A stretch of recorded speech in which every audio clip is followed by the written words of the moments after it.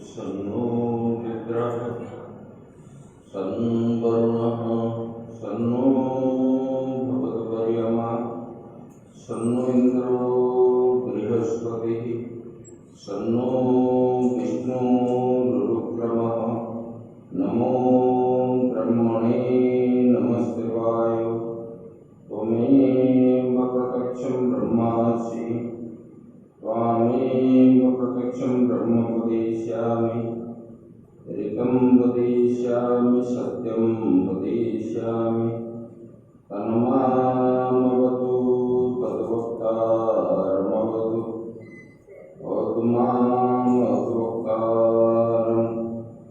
ॐ शान्ति शान्ति शान्ति शङ्करं शङ्कराचार्यं केशवं बादरायणं सूत्रभाष्यकृतौ वन्दे भगवन्तौ पुनः पुनः ईश्वरो गुरुरात्मेति मूर्तिभेदविभागिने व्योमवद्व्याप्तदेहाय दक्षिणामूर्तये नमः।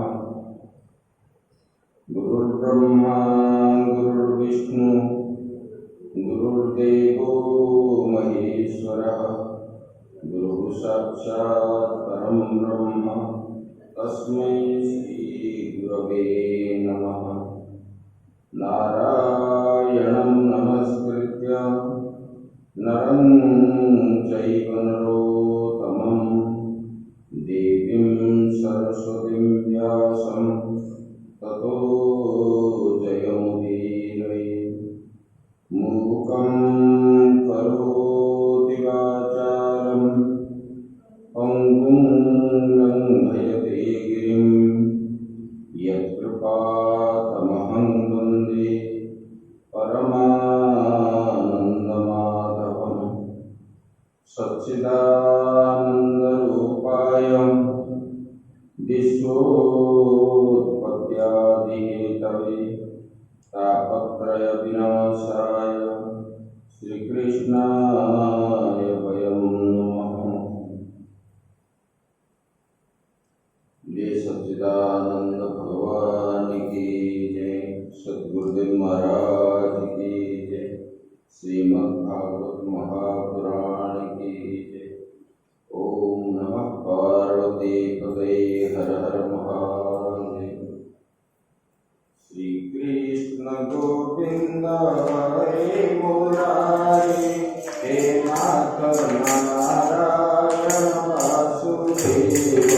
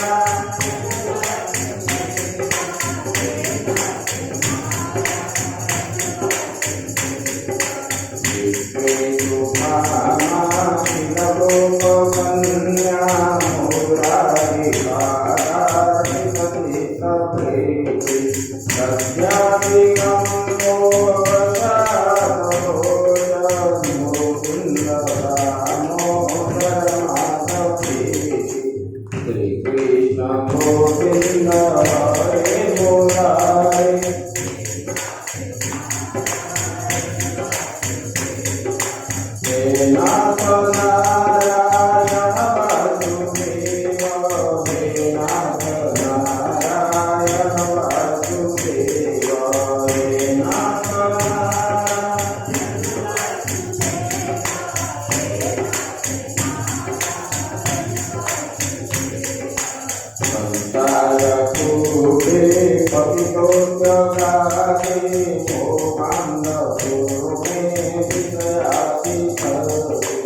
करावलम्बं मम देहि विष्णु गोविन्द दामोदर माधवे श्रीकृष्ण गोविन्द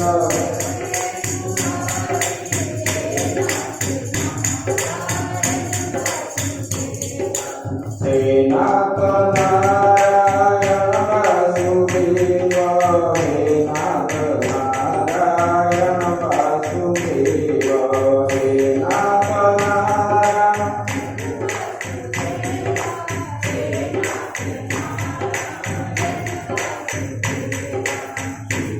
दुःखावसाने त्वमेव सारं दुःखावसाने त्वमेव पेयं देहावसाने त्वमेव जातं गोविन्द दामोदर माधवे श्रीकृष्ण गोविन्द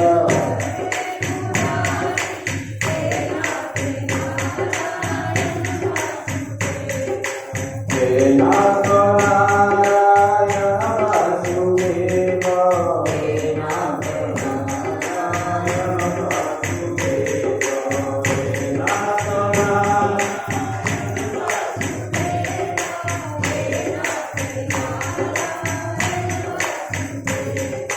श्रीकृष्ण राधाधर गोकुलेश गोपाल गोवर्धननाथ श्रीकृष्णवर्धामि तमेव देव गोविन्द दामोदर माधवे श्रीकृष्ण गोविन्द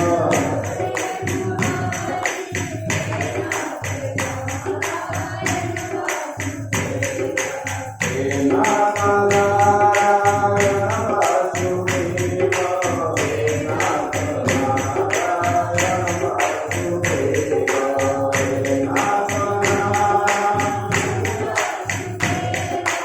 हे नाथ नारायण वासुदेव बोले सच्चिदानंद भगवान की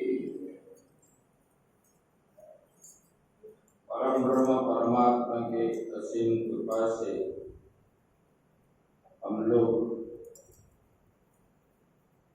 श्रवण कर रहे हैं श्रीमद् भागवत की कथा।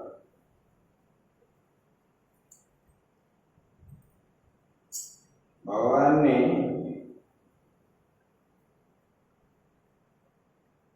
कल बताए थे, बोले कि संत क्या है,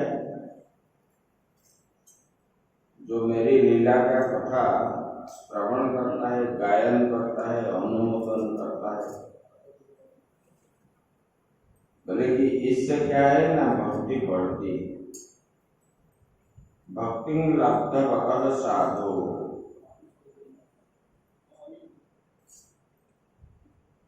बोले कि भक्ति जब मिल गई और बाकी कुछ नहीं रह जाता।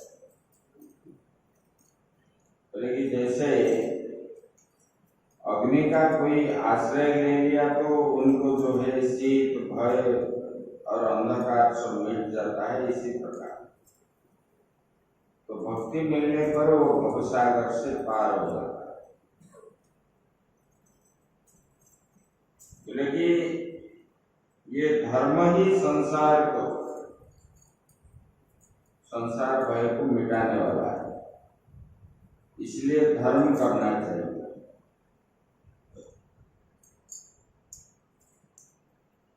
विषय भोग को त्याग करना चाहिए, ये बता दिया। अभी जो बता रहे हैं पूजा की विधि बता रहे हैं। पूजन जो है हम लोग करते हैं उसके विधान करते हैं। बोले कैसे पूजा करना चाहिए, भगवान ने बता रहे हैं। बोले देखो पूजा भी तो है कैसे किया जाता है। पूजन करने से ही भक्ति मिलती है। बिना पूजन से भक्ति नहीं होती। और बता रहे हैं, बोले कि पूजा हम जो करते हैं, पूजा में आसक्ति नहीं होना चाहिए। कुछ भी चीज जो है कामना रख के मैं पूजा कर रहा हूँ, मुझे ये फल मिले वो फल मिले, ऐसे नहीं होना। और पूजा के बिना काम नहीं बनेगा। पूजन नहीं करोगे तो फिर मन जो है संसार में ही रहेगा, भगवान में नहीं रहेगा और धर्म भी नहीं होगा।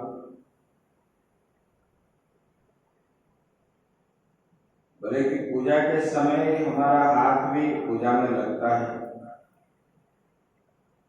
पूजा के लिए पांव भी काम करता है, मुख भी मंत्रोच्चारण करता है, घ्राणेन्द्रिय भी पूजा का सुगंध जो है लेता है, कान के द्वारा भी श्रवण करते हैं। बोले कि ये सबके सब जो है लग जाते हैं। बोले कि इसलिए आप इसको कुछ ऐसे क्रिया योगो समाज, बोले कि बड़े बड़े महात्मा जो आपको आपकी आराधना करते हैं, वर्णन करते हैं, और वो आपके मुंह से निकला हुआ है। उद्धव जी बोल रहे, बोले कि भगवान आप उसको बताइए। बोले कि और बताया गया, स्त्री शूद्राणाम च मानदः। बोले कि बड़े बड़े वैदिकों ने बताया अपनी ओर से जिन लोगों का निकाल दिया। बोले कि उसके भी यदि आश्रय मिल सकता है तो आपकी आराधना से ही मिल सकता है। वहां बताया ना, स्त्री का अधिकार नहीं है वेद मंत्र में, शूद्र का अधिकार नहीं है। बोले कि भगवान ये बताते हैं, बोले कि इसमें आश्रय नहीं रहने पर भी अगर आपके शरण में वो आ गई, आपके भक्ति में आ गई, तो उसका सब कल्याण हो जाता है।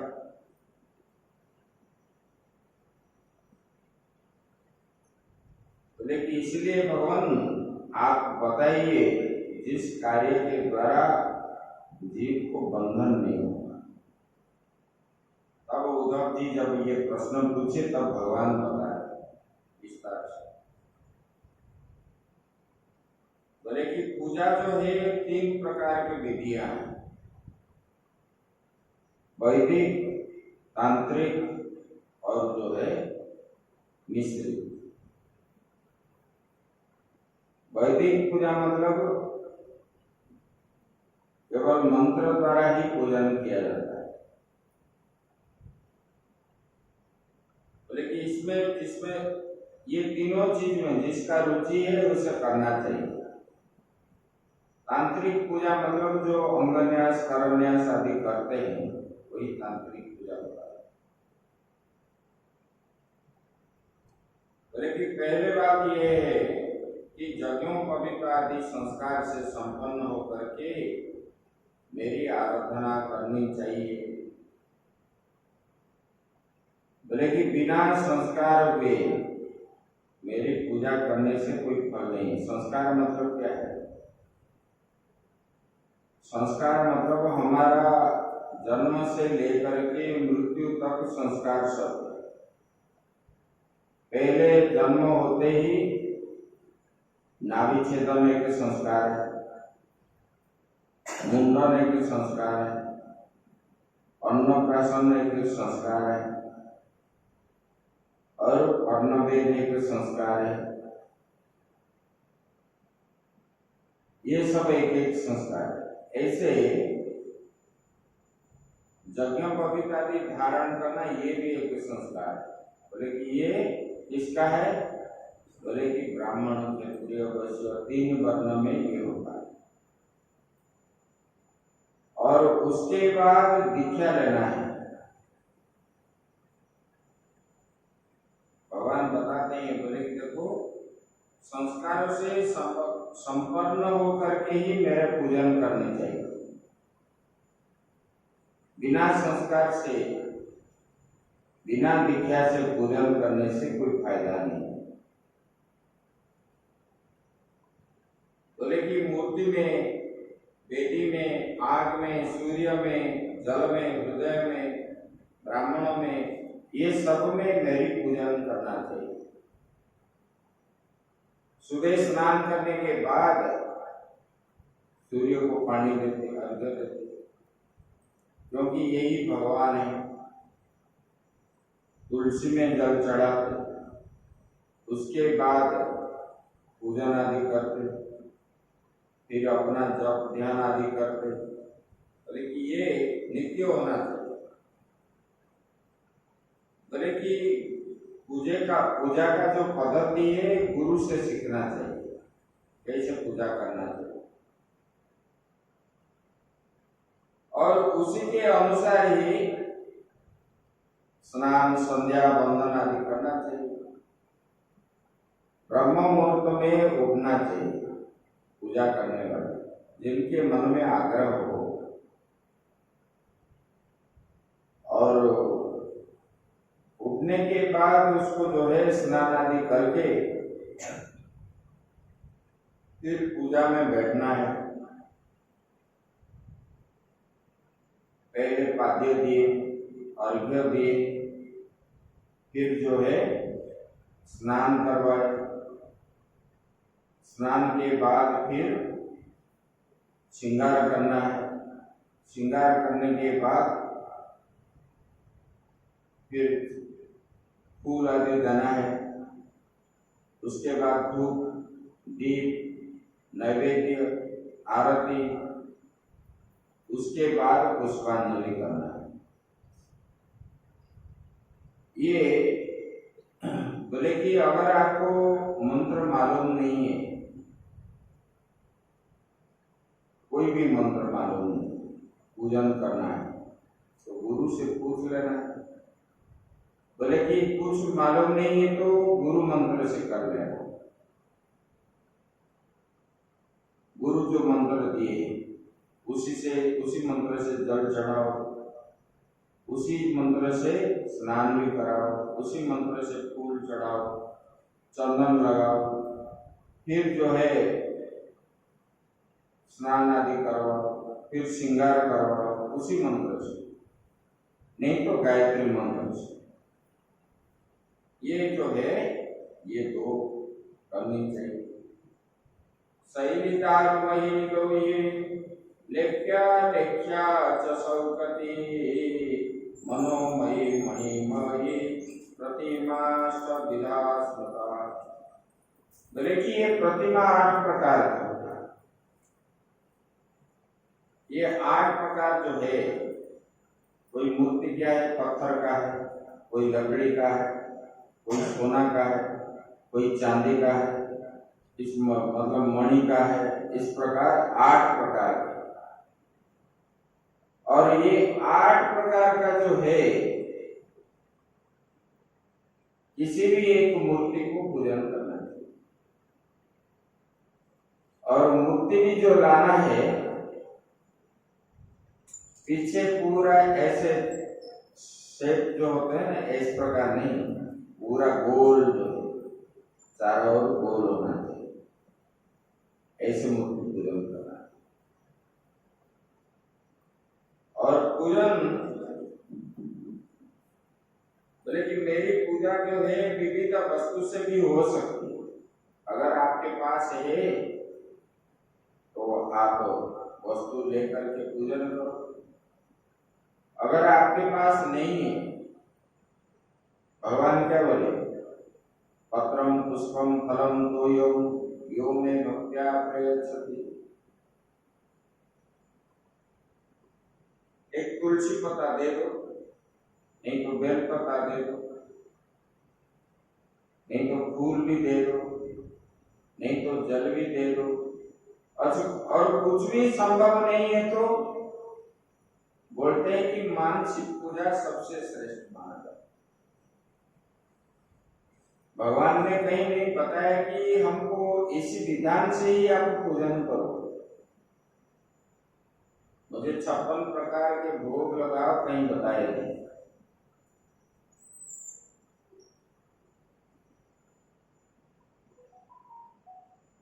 इतना ही बताया प्रजागा में, मतलब संस्कार के साथ होना। संस्कार मतलब दीक्षा लेना है, दीक्षा लेकर के ही पूजा विधि आदि करनी चाहिए। देखो, दीक्षा नहीं लेने पर काया भी शुद्ध नहीं होता है, काया शुद्धि होती है। और ये कर्णवेद के समय ही दीक्षा लेते हैं। कर्णवेद मतलब कान जब छेद करते हो कान में, कर्णवेद एक संस्कार है, उसको बोलते हैं चूड़ाकरण। और उसी समय जन्म संस्कार के समय ही, मतलब 11 साल के अंदर ही लेना चाहिए। उसके बाद आप सब कुछ कर सकते हो। और इसमें नहीं है, महाभारत में है, दीक्षा नहीं लेने पर और पितृलोक को पानी भी नहीं मिलता, महाभारत में आया। जितने सारे हमारा नियम है महाभारत में, यहाँ तो ठीक है बता दिए। बोले कि मानसिक पूजा कैसे करोगे? बोले कि आंख बंद करके बैठ जाओ और उससे भगवान शीघ्र प्रसन्न होते। आंख बंद करके बैठ जाओ, बैठ करके कुछ समय तक भगवान का चिंतन करो। जिस भगवान को आपका इष्ट है, मान लो कृष्ण है, इसका शिव जी है, इसका माता दुर्गा है, इसका हनुमान जी है, ये जो जिनका इष्ट है उसी को दोनों आंख के बीच में आज्ञा चक्र है, वही आज्ञा चक्र में देखो। देख करके मन के अंदर सोचने लगे कि मैंने भगवान को जल दे रहा हूं।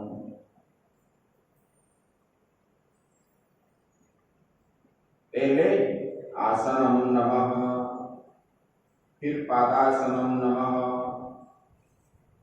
फिर पाद्यम नमः, शिरसे अर्घ्य स्वाहा, ऐसे। फिर पंचामृतेन स्नानम नमः, शुद्धदुतेन स्नानम नमः, गंधम नमः, पुष्पाणिर्घोष, धूप स्वाहा, दीपम स्वाहा, नैवेद्यम समर्पयामि। नैवेद्यांते आचमनीयम जलम स्वधा। फिर जो है आरती आदि करना मन के अंदर। इसका मतलब मैंने भगवान को पाद्य दे रहा हूँ, अर्घ्य दे रहा हूँ, ऊपर से जल के द्वारा स्नान करता हूँ, पंचामृत के द्वारा स्नान करता हूँ। देखो, मानसिक पूजा में कोई खर्चा नहीं, आप 1000 विधि चढ़ाओ आंख बंद करके, भगवान का स्वरूप देखते रहो और मैंने ये चीज भगवान को दे रहा हूँ, ऐसे ही अनुभव भी करना चाहिए। बोलना भी चाहिए, अनुभव भी करना चाहिए। फिर जो है मैंने चंदन लगाया, सिंदूर लगाया, फूल दिया, उसके बाद नैवेद्य के रूप में मैंने क्या क्या भोग लगाया उसी को भी मान लो। 56 प्रकार लगाओ, 1008 लगाओ, जो भी लगाओ। मैं ये सारी चीज भगवान को अर्पण करता हूँ, फिर धूप दीप नैवेद्य आदि करके आरती करता हूँ। ये मानसिक पूजा। देखो मानसिक पूजा में क्या होता है, मन जो है उतने समय बाहर नहीं जाता, भगवान में ही लगा रहता है। मानसिक पूजा सबसे श्रेष्ठ माना गया। एक बार क्या हुआ, एक भक्त ने रोज मानसिक कर रहा था और पूजन भी कर रहा था, रोज रोज कर रहा था। एक दिन उन्होंने मिश्री का भोग लगाया, बोला कि अरे ज्यादा तो गिर जाएगा, फिर हाथ जो है कम कर दिया, मैं डाल रहा हूँ ऐसे सोच रहा, और भगवान ने आके उनका हाथ पकड़ लिया। बोला कि मैं आज क्यों इतना कम किया, पहले कम कर लेते तो भगवान पहले ही दर्शन दे देते। ऐसे मानसिक पूजा में जल्दी भगवान प्रसन्न होते हैं, वस्तु पूजा में कम है। लेकिन पूजन करने का समय मन जो है भगवान में ही रखना चाहिए। जैसे हम लोग भोजन करने का समय जैसे हमको अच्छा लगता है, इसी प्रकार हमको जो अच्छा लगे भगवान को वही चीज अर्पण करें, और हम जैसे भगवान भी ऐसा मान करके पूजन करना चाहिए। और जल्दी जल्दी कैसे करें, छूट जाए इस प्रकार नहीं, इसमें भाव भक्ति नहीं बने। हम जैसे हैं वो भी ऐसे हैं, हमको जैसे खिलाने का समय, पिलाने का समय, सोने का समय जैसे जैसे वस्तु चाहिए, इसी प्रकार उनको अर्पण करना चाहिए। मन के अंदर हो कि वस्तु के रूप में हो, ये सब हो। तो ये करने से क्या होता है ना, मन हर समय ऐसे होते होते होते होते ये सांसारिक वस्तु से मन हट जाता है, भगवान का दर्शन आपको होगा। जब तक सांसारिक वस्तु आपके मन के अंदर रहता है, तब तक परमात्मा के दर्शन कभी नहीं होगा। भले आप कितने बड़े गुरु का चेला हो, जो भी हो, जितना भी पूजन करो, विषय वस्तु से जब मन हटेगा तब जाके भगवान का दर्शन हो। तो ये सब जो है पूजा आदि हम करते हैं किस लिए, पूजन आदि जो हम कर रहे हैं भगवान में, हमारा मन को भगवान में लगाने के लिए करते हैं। ये नहीं कि मुझे ये प्राप्त किया तो ये मुझे मिल जाए। जैसे कि हम व्यापार करते हैं, 100 रुपया लगाया तो हमको 200 मिल जाए। लोग बोलते हैं ना, हम पूजा किए, पाठ किए, हमको कुछ मिला नहीं, बोलते हैं कि नहीं। चाहने वाले लोगों का भक्ति जो है नहीं रहेगी, क्योंकि ये चाहने का वस्तु नहीं है, समर्पण भाव, अपने को भगवान में समर्पण करना। मीरा ने जैसे अपने को समर्पण कर दिया, मैं भगवान आपकी हो गई और आप मेरे हो गए, और मेरे और आपके बीच में कोई अंतर नहीं है। इस भाव अंत में प्रकट होता है। जीव और ब्रह्म में कोई अंतर नहीं है, आप पहले सुन चुके। ऐसे बोले कि भगवान बोले कि मुझे कोई प्रेम से पानी भी दे दे, मैं इसको ग्रहण करता हूं, पत्ता भी दे दे, कुछ भी दे दे, और देने का अभ्यास करो, यही बता। इसलिए बोलते हैं कि मंदिर, गुरु के पास ये सब जाने का समय खाली हाथ में नहीं जाते। कम से कम फूल भी लेना चाहिए, एक फूल भी अर्पण करना चाहिए। तो अपने मन के अंदर ये जो है त्याग भाव जो है उत्पन्न होगा, और ये जो आसक्ति हमारे मन में है, लोभ है, ये मिटेगा। दान करने से क्या होता है? शुद्ध होता है।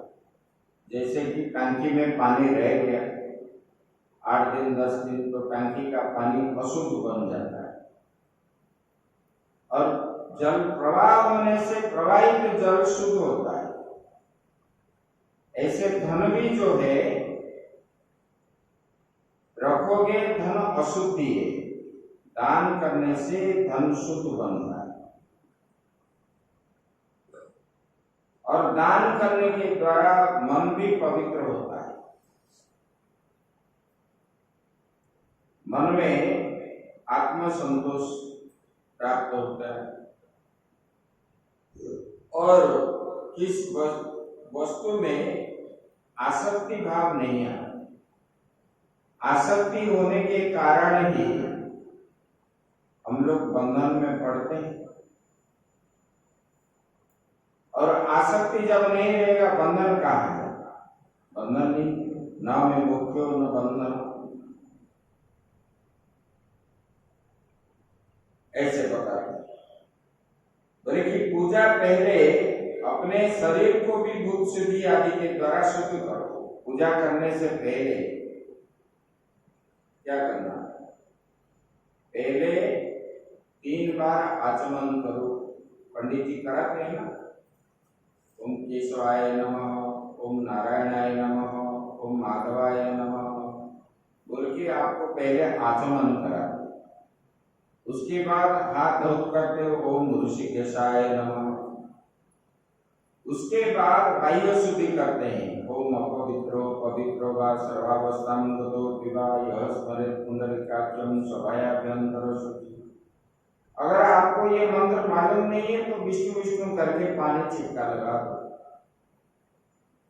नहीं तो शिव शिव बोल, नहीं तो अंदर में गुरु मंत्र आदि बोल।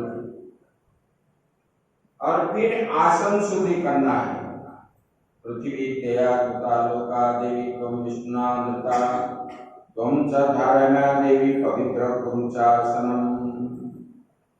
फिर आसन शुद्धि करो। ये छिटका थोड़ा लगा दो जल का, हाथ में लेकर के आचमन। इसलिए पंचपात्री चाहिए आचमन का। पूजन के समय ये सब किया जाता है। इसके बाद फिर प्राणायाम करना है। प्राणायाम जो है कुछ नहीं है तो अनुलोम विलोम कर लो।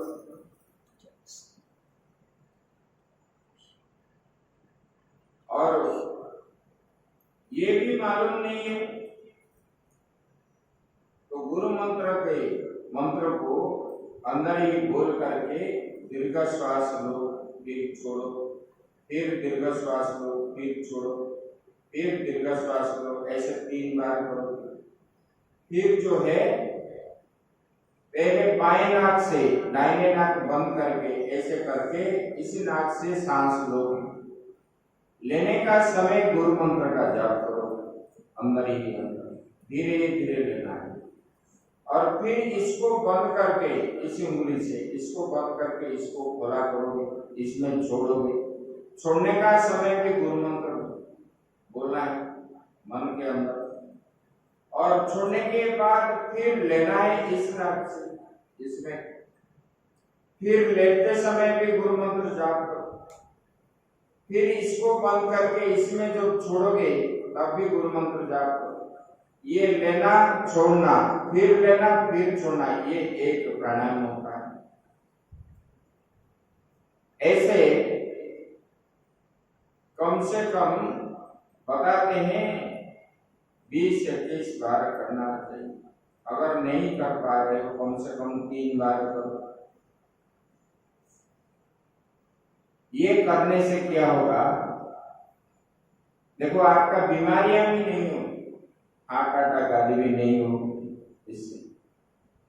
और प्राणायाम जो बताते हैं बोले कि इस जानने वाला महात्मा के पास बैठ करके, जो जानते हैं उन्हीं के पास बैठ करके ही प्राणायाम करना चाहिए।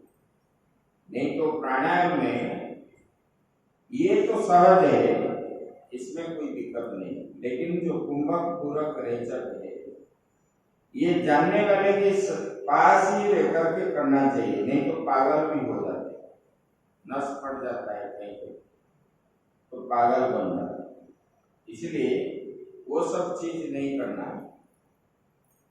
ये करोगे तो आपका स्वास्थ्य के लिए भी अच्छा है और इधर पूजन के लिए भी भूत शुद्धि आदि, इसको बोलते हैं भूत शुद्धि। क्योंकि ये शरीर जो है शुद्धि क्यों किया जाता है, ये शरीर नर्क से बना हुआ है और ये नर्क ही है। इसके अंदर हड्डी, मांस, पूछ, रक्त, कफ, मल, मूत्र आदि है। तो इसी को देवता बनाना है, ये शरीर को। तो एक एक अंग को ओम हृदयाय नमः बोलते हैं कि नहीं, हृदय को स्पर्श करते, सिर से स्वाहा, शिखायै घोष, कवचाय हुम, एक एक अंगों को हम देवता बनाते। उसके बाद क्या है, शुद्धि बनता है। ये सब क्यों करते, ये करते तो मन जो है अपना शरीर भी भगवान जैसे बन गया है, ऐसे इसको शुद्धि बना। तो इतने समय बैठते बैठते अंत में मन जब भगवान में लग जाता है, ये भूत शुद्धि आदि करते करते पहले पूजन जो है, पूर्व पूजन करने के बाद जब हम वास्तविक पूजन करते हैं, उसी समय मन को बाह्य जगत से हटा करके भगवान में लगाना है। जो अभिषेक करते हैं, अभिषेक में पहले कितना पूजन होता है, यहाँ तो 15-20 मिनट में खत्म कर लेते। दक्षिण में आप जाओगे अपना, वहां भी अभिषेक जो होता है पूरे 4 घंटा लगता है। न्यास आदि जो करते हैं पूरे 4 घंटा लगता है। 4 घंटा मतलब क्या है, पहले सबका शुद्धि करना है। इसमें ये लोग करते नहीं है, कोई भी पूजन करो पहले क्या करना चाहिए, पहले सूर्य को पूजन करना चाहिए। सूर्य पूजा में आधा घंटा से ऊपर लग जाता है। सूर्य को पूजन के बाद फिर गुरु पूजन करना है, कलश आदि पूजन करके फिर गुरु पूजन करना है। गुरु पूजन के बाद ही सब कुछ पूजन होता है। हर पूजा में गुरु पूजन अगर नहीं किए, आपका पूजा जो है सफल नहीं होगा। उसके बाद ही आपको जो है, जो मंडल आदि बनाते, मंडल पूजन होता है, देवताओं का आवाहन करते, फिर उनको आवाहन करने के बाद फिर पाद्य, अर्घ्य, नैवेद्य आदि सब दे करके आरती करते पूरे 33 देवताओं को। उसके बाद फिर पूजन करते। जिस मतलब मान लो कि रुद्राभिषेक हो या शालिग्राम पूजन हो, उससे पहले ये सब पूजन करते करते आएंगे, बाद में ये पूजन करेंगे। तो पहले 500 देवता का पूजन करेंगे, गणेश जी का, कार्तिकेय का, माता पार्वती का, फिर नंदी का, फिर वृषभ का, फिर जो है नंदी भृंगी आदि, वीरभद्र का, ये सब करने के बाद मंदिर के अंदर प्रवेश करने के बाद शिव जी को षोडशोपचार में पूजा करते थे। अर्घ्य देते, आसन देते, पादासन देते, फिर जो है जल के द्वारा स्नान कराते, फिर दूध के द्वारा, दही के द्वारा, फिर जो है पंचामृत शहद के द्वारा, फिर ये गन्ने रस के द्वारा शर्करा स्नान, ये सब स्नान आदि करके फिर पंचामृत में स्नान करते। पंचामृत स्नान के बाद फिर शुद्धोदक स्नान में स्नान करते, उसके बाद सुगंधित जल से स्नान करते। तो सुगंधित स्नान जो होता है ना, उसी में कर्पूर आदि डालते, इत्र डालते और गुलाब जल डालते, इसी में स्नान कराते हैं। और केसर के द्वारा चंदन घिसते हुए ये चंदन पानी के द्वारा स्नान करते हैं। उसके बाद अभिषेक शुरू होता है। तो इसमें इतना समय तक जो करते आए, भगवान के प्रति हमारा जो मन है, एक आसन में बैठना है, बीच में उठना नहीं, ना पंडित को उठना है, ना जजमान को भी उठना है। उठने से खंडित हो गया, बीच में उठना भी नहीं चाहिए। चंडी पाठ में भी शुरू किए तो अंतिम तक पूरे 13 अध्याय पूरा होने तक एक आसन में बैठ करके पूजन करना चाहिए। उसी समय जमाई नहीं आनी चाहिए, नीचे से अपान वायु नहीं आना चाहिए, इसमें अशुद्ध माना गया, और पूजन भी शुद्ध नहीं होता है। तो इसी प्रकार पूजन किया जाता है। ऐसे करते करते करते करते दीर्घ दिन करोगे तो मन जो है उसी में लग जाता है।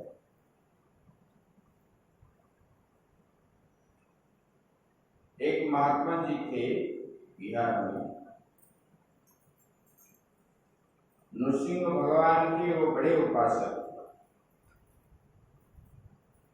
वो पूरा बता रहे थे उनके जीवन जो, वो उनका मन बड़ा चंचल था, कभी बैठ नहीं पाते। तब उनको उनके गुरु ने बताया, ऐसे करोगे तो आप बैठ पाओगे। तब वो पूजन शुरू की। तो पूजन में मन जब लग गया,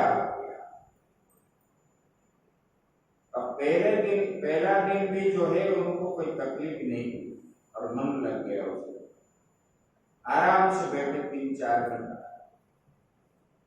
तब नित्य करने लगे। उनके मन में विक्षोभ हो रहा था कि मैं महात्मा बना, मैं बैठ नहीं पा रहा हूं, मेरा मन स्थिर नहीं है, ऐसे। तो पूजा के द्वारा जो है हमारा मन में एकाग्रता आता है, और एकाग्रता आने पर चाहे गृहस्थ हो चाहे महात्मा हो, जो भी हो, सबके लिए ये कहा गया। तो आपका मन अगर स्थिरता नहीं है तो घर में भी आप काम नहीं कर पाओगे, किसी भी काम करोगे तो गड़बड़ होगा। तो मन को स्थिर करने के लिए पूजा की जरूरत है। तो पूजा नित्य होना चाहिए। आज करेंगे काल छोड़ देंगे ऐसी बात नहीं, वो नित्य होना चाहिए।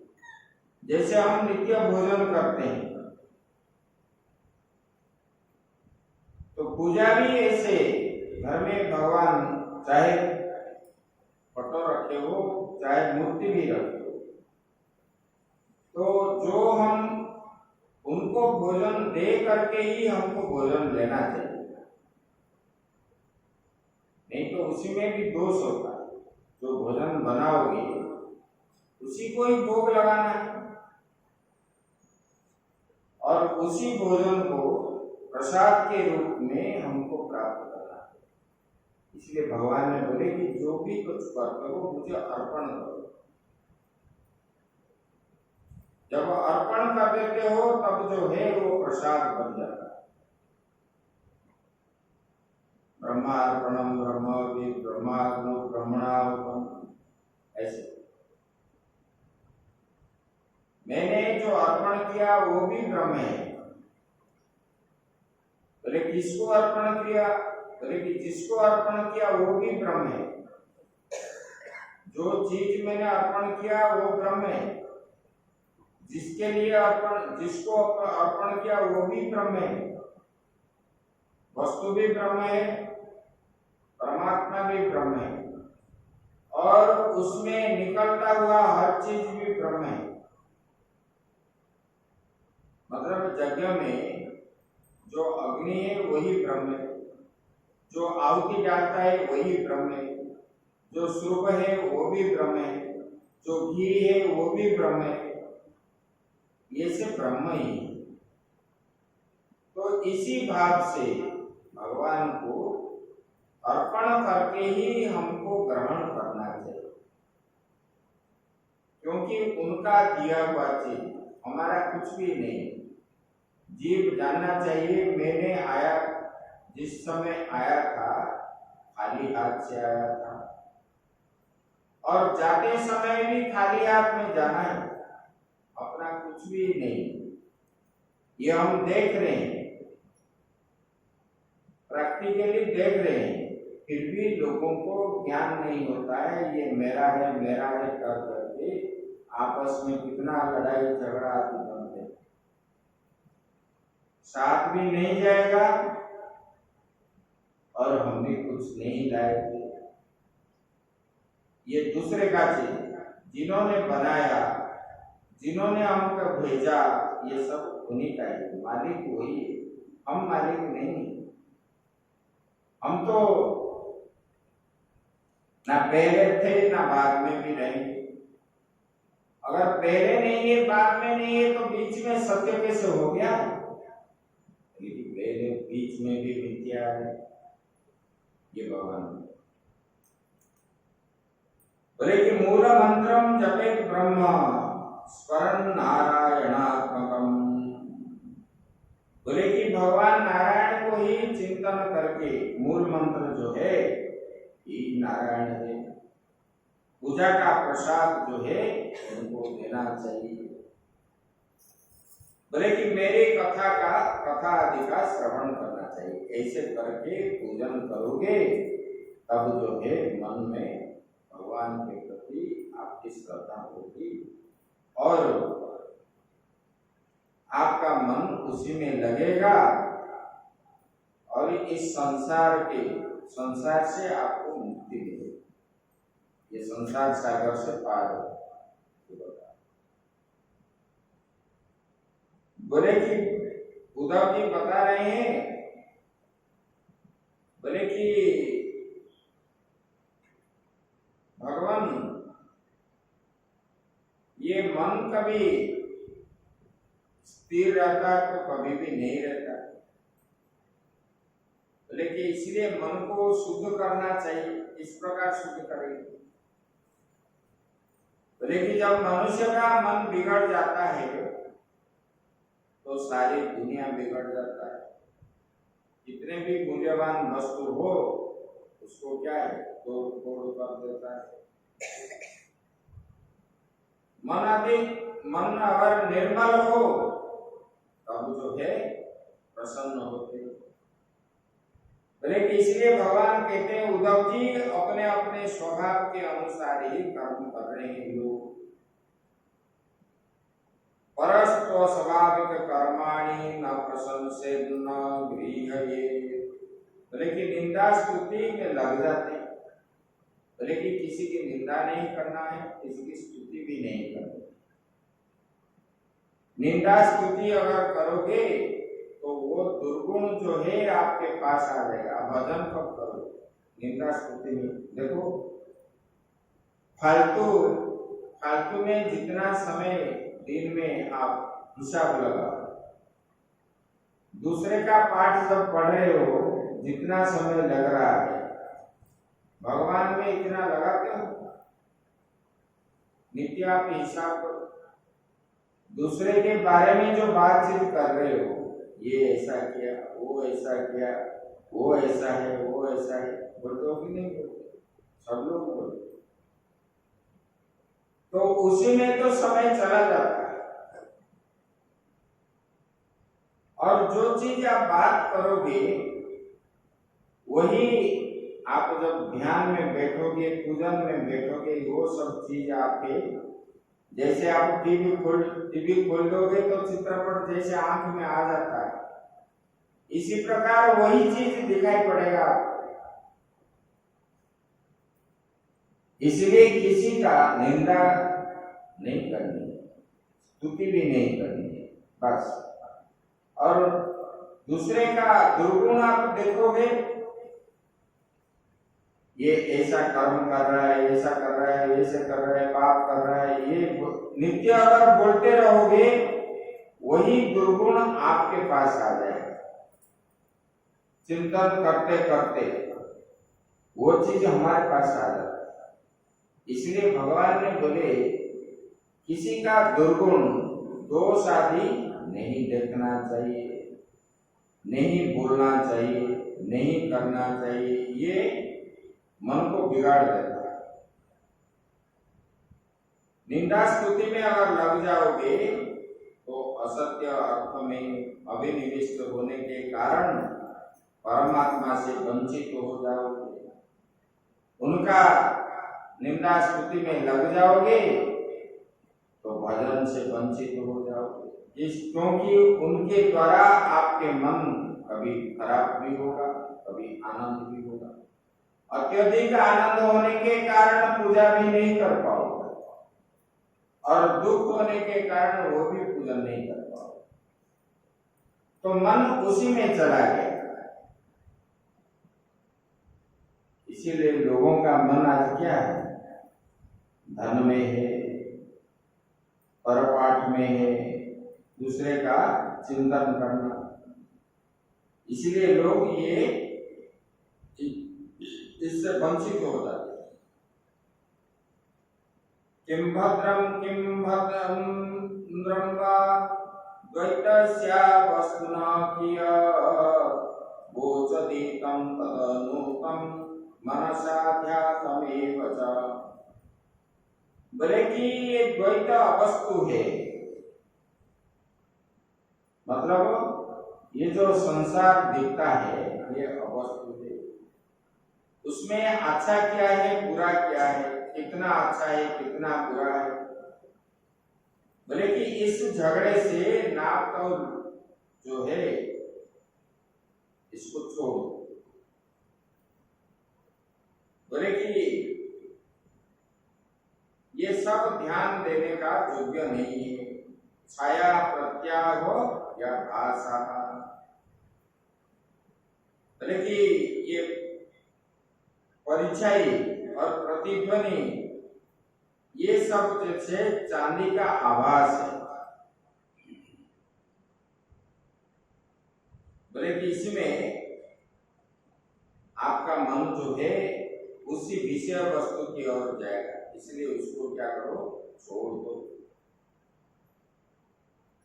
बोले कि देहादि न होने पर भी मूर्ति पर्यंत जो है भय देता रहता है। बोले कि ये भय कोई मिटा नहीं सकता संसार में। बोले कि मेरे सिवाय, भगवान बता रहे हैं, बोले कि मेरे सिवाय और कोई भय को मिटा नहीं सकता, इसलिए मेरा ही आश्रय है। भगवान ने बताया ना, माँ में भय प्रपद्यन्ते माया में ताम तरन्ति।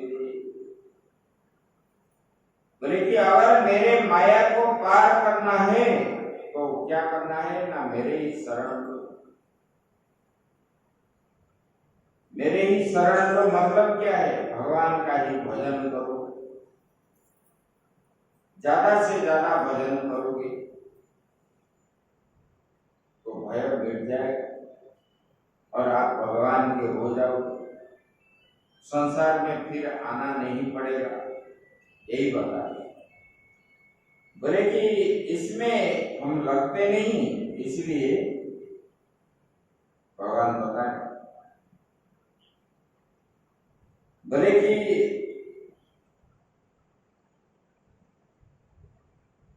संसार में प्रत्यक्ष से कोई चीज अनित्य है। बोले कि जैसे घड़े को डंडा मारोगे तो घड़ा क्या है, टूट जाएगा। अनुमान से भी कोई चीज अनित्य है।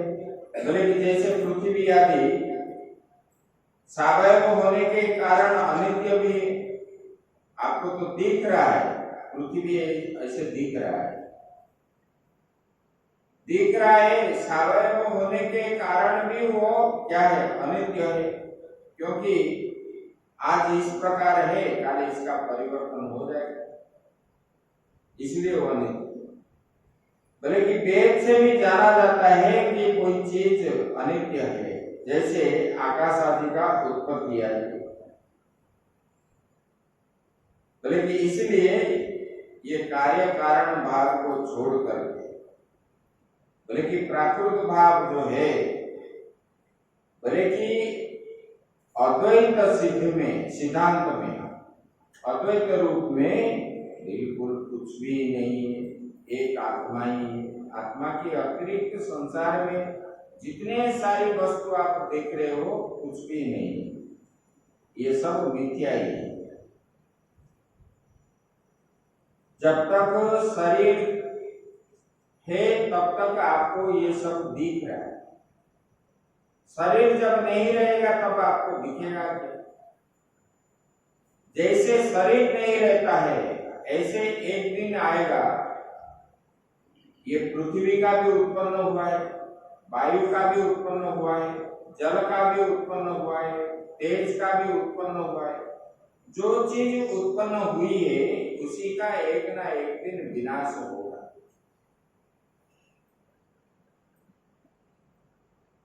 जैसे शरीर उत्पन्न हुआ तो शरीर का विनाश है, वैसे ये सब चीज जो दिख रहा है इसका भी विनाश है। लेकिन हम जो है ये विनाश को हम अंदर से सोच नहीं पाते, चिंतन नहीं कर पाते, इसलिए हमको क्या होता है, दुखी होते हैं, हाय हाय होते हैं, अरे ये तो मर गया, ये हो गया, वो कहाँ मरा। ऐसे भाव जो है ये सब के द्वारा हमारा हो जाता है। ये पद्धति बता दिए।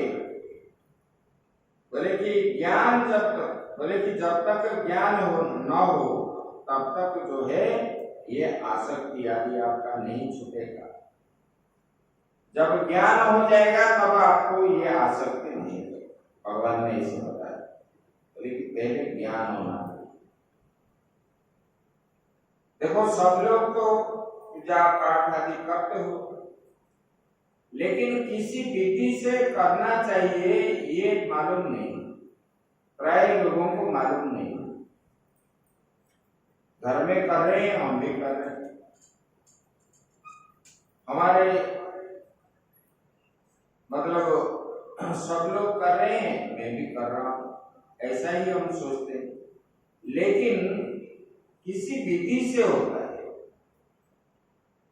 जैसे कि आप स्कूल में जाते हो, स्कूल में शिक्षक ने बताया तो हमको मालूम है, इसीलिए स्कूल का पाठ आदि जो है हमारा चलता रहता है।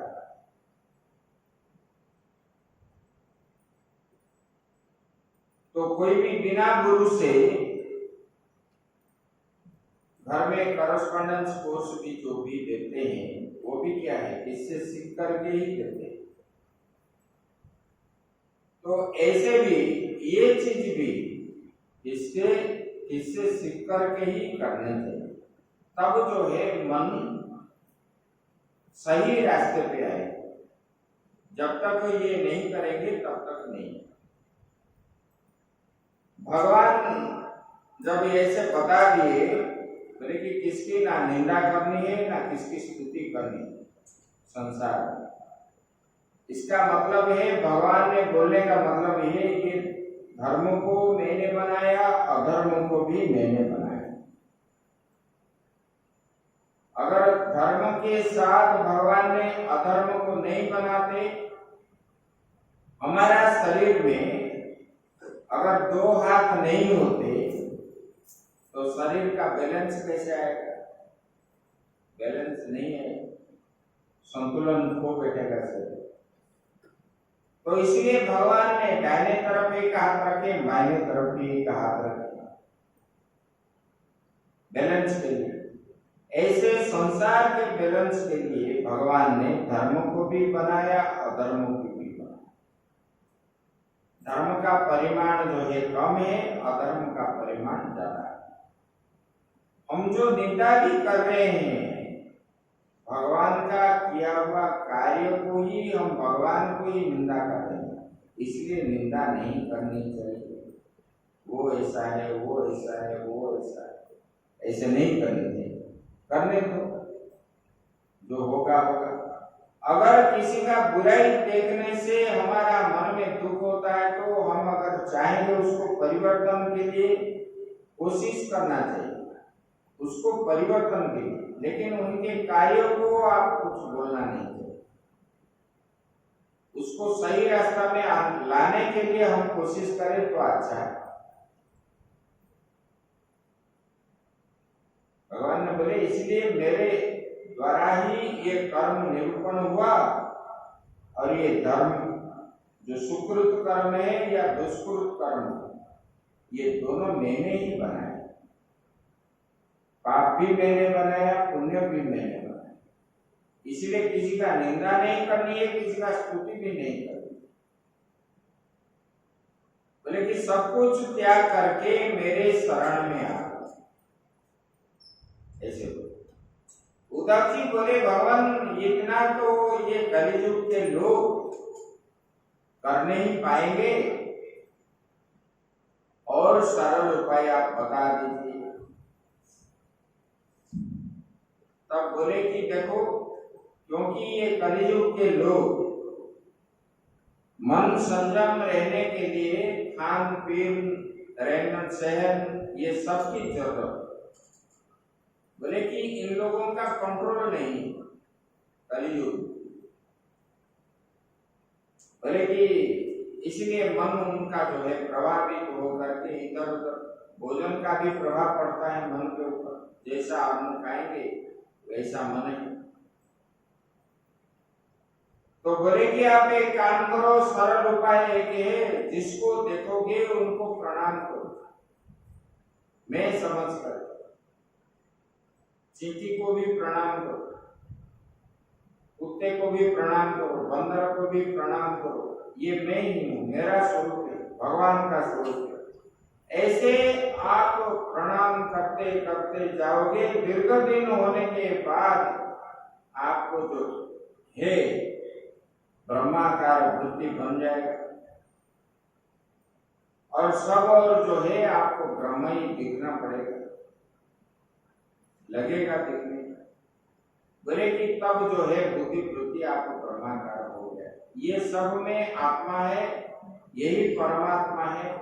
चींटी में जो है, हाथी में भी वही है, मेरे में भी वही है। ऐसे मान करके सबको प्रणाम करो, यही, इससे और कुछ भी नहीं। आपके मन में दुख क्यों हो रहा है? आप मानते हो कि ये मेरा है, ये घर मेरा है, ये पुत्र मेरा है, ये धन मेरा है, ये संपत्ति मेरा है। ये सब मैं और मेरा सोचने के कारण ही आपके मन में दुख होता है। बोले कि ये सबको समर्पण कर दो मेरे ऊपर, मैं भी भगवान का हूं। मेरे जितने पदार्थ मेरे पास है ये सब भगवान का है। ये घर भी भगवान का है, ये पुत्र भी भगवान का है, स्त्री भी भगवान का है, ये जमीन जायदाद, तिजोरी में होने वाला जितने पदार्थ आदि सब भगवान का है। भगवान आकर के भगवान का बोलोगे तो भगवान आकर के आपके तिजोरी की चाबी ले लेंगे? नहीं तो ले, आपके पास ही रहेगा। लेकिन ये जो भाव है ये समर्पण भाव है, ये भगवान का। ऐसे भाव दीर्घ दिन तक जब करोगे तब आपका मन क्या होगा? भगवानमय ही हो जाएगा। बोले कि जो मुझे अर्पण करता है मैं श्रद्धा से उनको ग्रहण करता हूं, वो मेरे ही हो जाता है। तो ये मैं और मेरा ये भाव आपका कट जाएगा।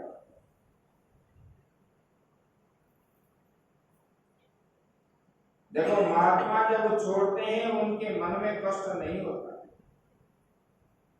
क्योंकि ये सोचते नहीं कि ये मैं और मेरा। कहीं भी जाते हैं तो रहते हैं, जब आया छोड़ दिए। अभी देखो कैलाश में इतने बड़े विद्वान हैं, अभी बैठे हैं, पीठाधीश्वर बने थे और पूरा आश्रम का मालिक हुए, और उन्होंने दूसरे को मंडलेश्वर बना दिया और अपना सब त्याग पत्र दे दिए, सबसे निवृत्त होकर के बैठ के भजन कर रहे। आप जितना बूढ़े होगे इतना चाबी को पकड़ोगे, नहीं तो हमारा अधिकार चला जाएगा। हमको तो बहू बेटे पूछेंगे नहीं, अरे हमारा अधिकार छिन जाएगा। ऐसे मानते हो कि नहीं मानते हो? ये वास्तविक है, इसलिए तो चाबी छोड़ते नहीं। ऐसा बात नहीं। जैसे बचपन से आप बच्चों को संस्कार दोगे इसी हिसाब से बच्चे रहेंगे, और ये आप बंधन में ज्यादा पड़ते हो इसको पकड़ने के कारण। दूसरे को दायित्व देना सीखो तो वो भी अपने जीवन में कुछ करेगा।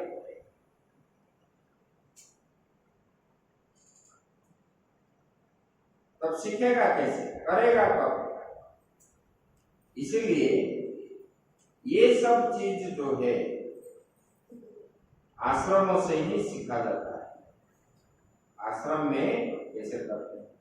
अभी देखो जब दायित्व में थे तब जो है दिन रात जो है इनको समय नहीं मिलता।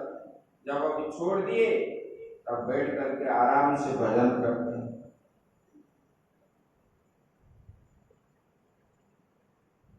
बस कोई आया कुछ चर्चा कर लिए परमात्मा के बारे में, बस हो गया काम। एक बार भोजन मिल जाए, पहनने को मिल जाए, रहने को मिल गया तो भजन करो और बस काम किया, कुछ नहीं। ऐसे तो जीवन को जो है समर्पण करने का मनोभाव रखना है भगवान, दूसरे चीज में नहीं, सांसारिक वस्तु के प्रति नहीं। समर्पण भाव जो है भगवान के पास ही करना चाहिए, यही भगवान। तो लेकिन ऐसे सबको प्रणाम करते करते आप क्या हो जाएगा, आपका मन बोलेगी मेरे और हो जाएगा, ब्रह्माकार वृत्ति बन जाएगा। ऐसे जब ज्ञान के उपदेश दे दिए तब उद्धव जी ने, भगवान उनको बोले उद्धव अभी तुम चले जाओ बद्रीनाथ। और उद्धव जी ने भगवान से कैसे विदाई लेंगे, क्योंकि भगवान के पास बचपन से रहे, भगवान का जूठा खाए, भगवान का जो है पास सोए बैठे, भगवान का पहना हुआ चीज पहनते। बोले कि उनके मन में बड़ा कष्ट हुआ भगवान को छोड़ने के समय, और भगवान को बोलने लगे भगवान कम से कम आपका चरण पादुका मुझे दे दो। और भगवान ने उनको चरण पादुका दे दिए और उसी को सिर पे रख करके बद्रीनाथ की ओर चल पड़े। बोले कि जब गए तब इधर जो है द्वारिका में ब्राह्मण के द्वारा जो श्रापित हुए थे, तो द्वारिका उत्पात होने लगा। विभिन्न प्रकार के उल्कापात आदि रात्रि में कुछ कुछ दिखाने लगे, और कोई बादल नहीं, कुछ नहीं, बिजली चमकने लगी, लोग मरते गए, इस प्रकार होने लगा। बोले कि भगवान के पास जब गए जदुवंशियों ने, तो भगवान ने बोले कि चलो चलो हम लोग जो है प्रवास क्षेत्र जाएंगे, वहां पर पूजा पाठ करेंगे। चंद्रदेव ने वहां पर पूजन करके श्राप से मुक्ति हुए थे, हम भी वही करेंगे, पूजा करेंगे, स्नान करेंगे, खान पान करने लगे। तो बोले कि प्रवास क्षेत्र भगवान के निर्देश से सब लोग जाने के लिए तैयार हो गए। धन संपत्ति आदि इकट्ठा करके प्रवास क्षेत्र गए, और वहां पर भंडारा किए, पूजा पाठ किए, जाग यज्ञ किए, और खान पीन भी करने लगे। और रात्रि जब हुआ तब जो है ये जदुवंश रात्रि में कादम्बरी पान की नशा, ये नशा जब पान किए तब उनके मन में उत्तेजना उत्पन्न हो गई। तब एक दूसरे से पहचान नहीं लगे और आपस में झगड़ा करने लगे, भाई भाई के अंदर। जब भगवान और बलराम जी आए समझाने के लिए, उनको भी मारने के लिए तैयार हो। ये सब चीज देख करके बलराम जी चले गए, और ध्यानस्थ हो करके उन्होंने अपना शरीर त्याग करके चले गए।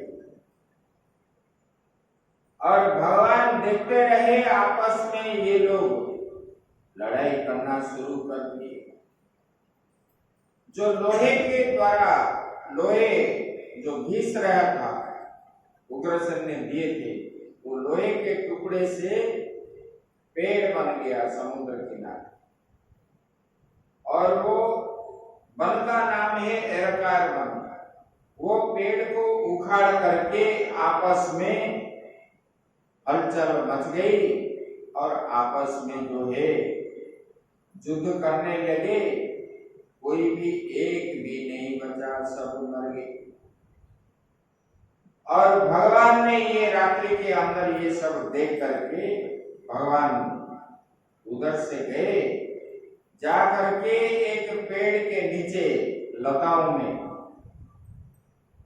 भगवान लेटे। जैसे शेषनाग के ऊपर भगवान लेटे, तब लेट रहे थे। तो जरासंध जो है भील, जो व्याध है, जो बचा हुआ लोहा टुकड़ा थोड़ा सा उन्होंने फेंक दिया था घिसने वाला, वही टुकड़ा मछली निगल लिया था उनके। और वो मछली जो है वो भील पकड़ करके लाया, और जब मछली काट रहा था तो उनके पेट से निकला वो लोहे का टुकड़ा, उसी में उन्होंने तीर बनाया था। और भगवान जब वृक्ष के नीचे लताओं के अंदर सोए थे, वो भील को दिखाई पड़ा कि ये जो है कोई मृग का करना है, भगवान का पांव ऐसे दिखने लगा। तो उन्होंने वही सर के द्वारा भगवान का पैर को बीन किया। तो जब देखा करके, जब भगवान है, तब जो है उन्होंने भगवान को बहुत स्तुति किया, भगवान मैंने अनजान में ऐसे कर्म कर दिया। भगवान ने उनको समझाए बुझाए, बोले कि आपका कोई दोष नहीं है। और उनको बोले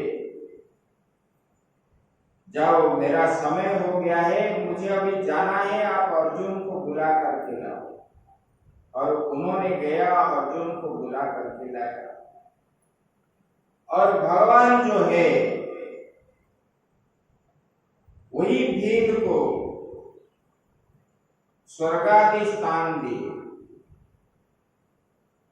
और भगवान अर्जुन के पास एक कला था, उसको साथ लेने के लिए भगवान ने अर्जुन को बोले, मुझे बहुत कष्ट हो रहा है सखा, तुम जो है ये तीर निकाल दो।